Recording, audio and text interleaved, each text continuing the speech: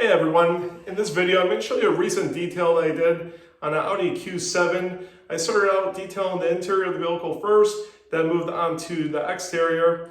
So in this video, basically I'm just going to walk you through the process and what I did to the Audi Q7. And if you haven't liked and subscribed to the channel, please do. Definitely helps me out with making more content centered around car detailing. And at the end of this video, I'm going to go through all the products I use, some of the tools I use and all that. So definitely stick around until the end so I can show you some of the chemicals and tools I use doing the detail.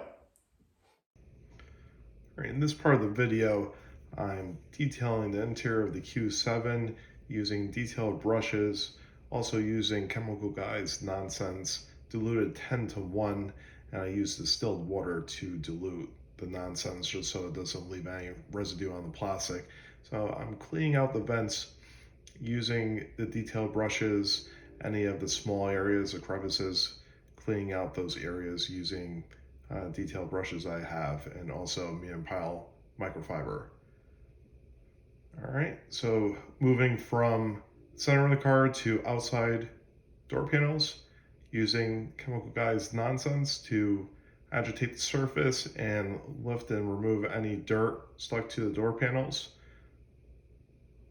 And then also moving on to back of the vehicle. Seat backs had a decent amount of dirt, mud on the seat backs, so wanted to make sure that those were cleaned well.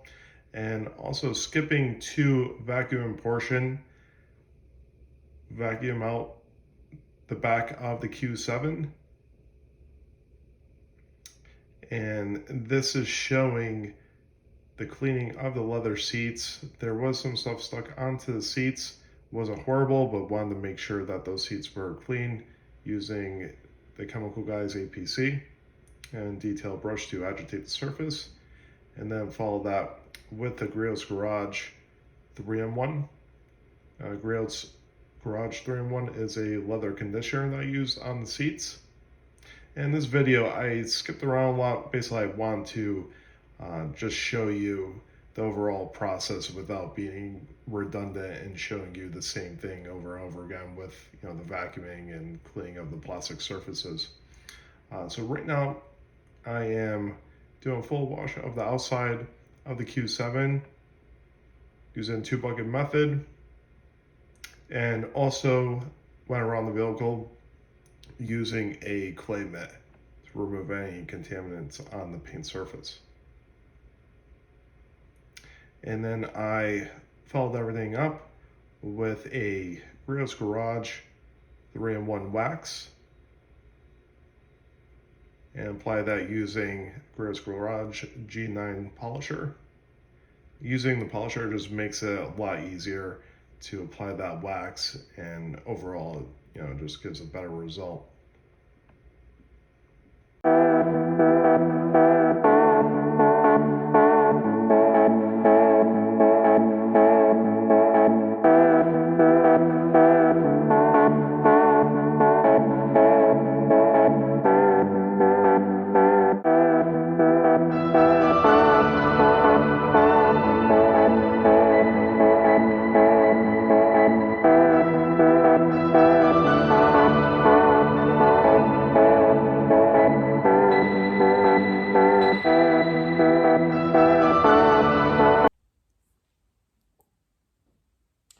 All right, here's most of the products I used during the detail of the Audi Q7.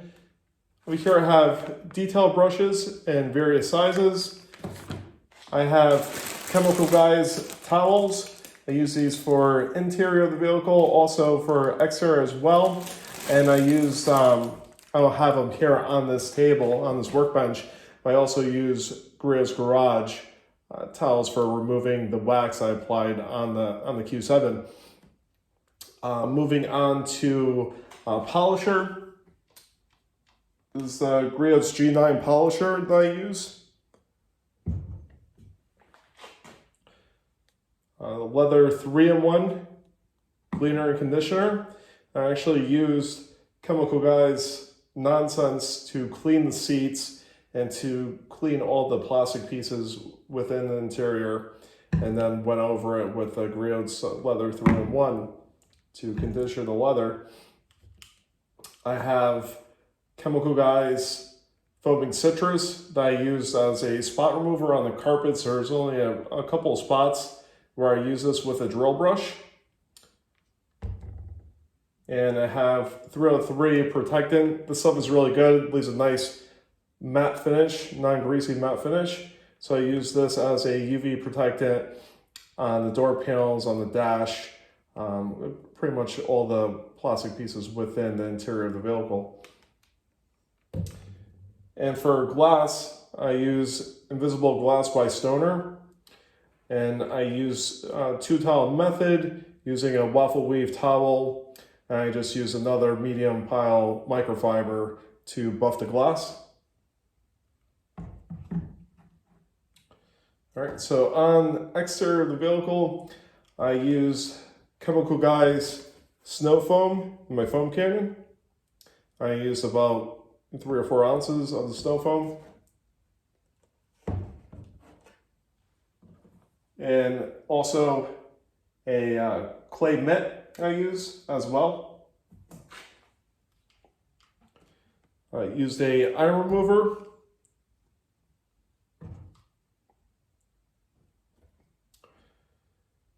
To clean the rims and tires, I use Adams Polishes wheel and tire cleaner. And I also use Chemical Guys Tire Shine.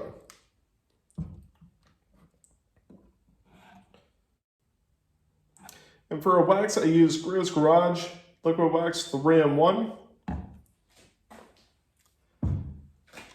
And I apply that wax using my Griots Garage G9 polisher. I used a red foam pad to apply the wax.